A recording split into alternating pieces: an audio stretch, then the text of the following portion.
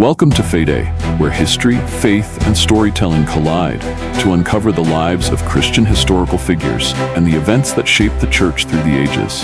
From the early apostles to the great saints, martyrs, and forgotten heroes, we bring you the stories that defined Christianity. But today, we're diving into a darker chapter, a tale of corruption, betrayal, and debauchery that rocked the very foundations of the Church. We're talking about Pope Alexander VI. Rodrigo Borgia, whose reign from 1492 to 1503 earned him the title of the worst pope in history. Buckle up, because this isn't your typical saintly story. We're exposing the scandals that made Alexander VI a legend of infamy. Let's get started. How did Rodrigo Borgia become Pope Alexander VI? He bought the job. In 1492, the papal conclave turned into a marketplace. Borgia, a cunning Spaniard, outbid his rivals like Cardinal Giuliano della Rovere with promises of gold and power. Historians call it simony, the outright sale of sacred offices.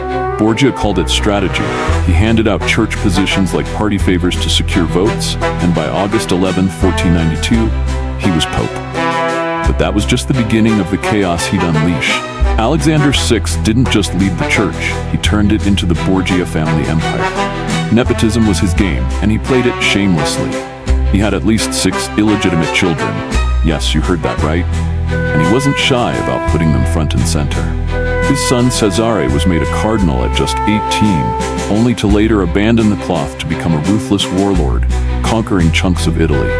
His daughter Lucrezia was married off 3 times to seal political alliances, each union more scandalous than the last. Alexander gave his kids titles, lands, and wealth, all siphoned from the church's coffers. Critics at the time called the Vatican a family business. They weren't wrong. Now let's get to the darker rumors. Murder. Alexander VI's reign was plagued by whispers of poison and betrayal. Take Cardinal Orsini in 1503. He crossed the Borgias, and soon after, he was found dead in a dungeon. Many pointed fingers at the family's rumored weapon of choice, Cantarella, a deadly poison. Then there's the mysterious death of Alexander's own son, Juan, in 1497. His body was fished out of the Tiber River, riddled with stab wounds. Was it his brother Cesare? Did Alexander himself order the hit?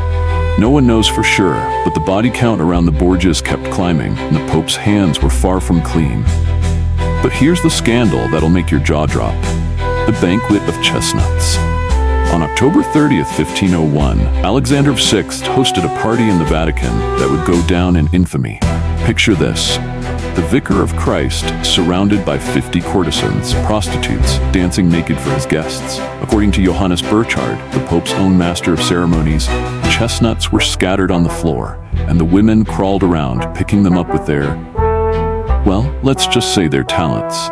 Prizes were awarded to the nobles who performed the most. This wasn't a rumor. Burchard documented it all. The Pope's response to the backlash? He didn't care. Not one bit. Alexander's ambitions didn't stop at parties. He turned the Papal States into a battlefield. His son Cesare, a brutal commander, carved a bloody path across Italy, seizing cities like Imola and Forlì. The Pope funded these campaigns with church money. Tithes meant for salvation were spent on swords and cannons. Alexander even struck deals with King Louis XII of France to carve up Naples, betraying allies like the Sforza family in the process. His goal? A Borgia dynasty to rival the Medicis. The cost? Rivers of blood, endless betrayal, and a church drowning in corruption. The hypocrisy of Alexander VI was staggering. He preached purity while keeping mistresses like Julia Farnese, known in Rome as the Pope's whore. He sold indulgences, essentially get-out-of-hell cards, to fill his treasury, while excommunicating anyone who dared to challenge him. One of his most famous victims was Girolamo Savonarola, a fiery preacher in Florence who called out the Pope's sins. Alexander's response? He had Savonarola burned at the stake in 1498. It was a brutal message. Cross the Borgias, and you'll pay the ultimate price. Alexander VI's end was as dramatic as his life. On August 18, 1503, he died at 72, his body bloated and blackened, some say from poison meant for a rival cardinal. His corpse was so grotesque that it had to be forced into the coffin. There was no grand funeral, no mourning masses, just a quick burial and a sigh of relief from Rome. But his legacy lived on, and it wasn't pretty. The corruption of his reign was so profound that just 14 years later, Martin Luther nailed his 95 Theses to a church door, sparking the Reformation. Coincidence? Hardly. Alexander VI's papacy showed the world just how rotten the church had become.